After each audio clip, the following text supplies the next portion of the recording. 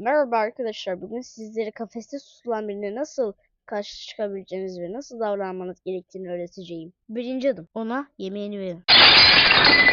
Oğlum tabağı yeri koyunca nasıl kırmayı başardın? Atmadın ki de yere. Neyse şunları ver bakalım. Birkaç saatlik sonra.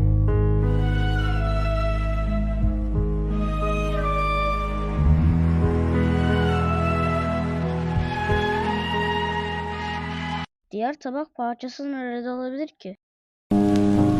Темная ночь, только пули свистят по степи, только ветер гудит провода, тускло звезды мерцают.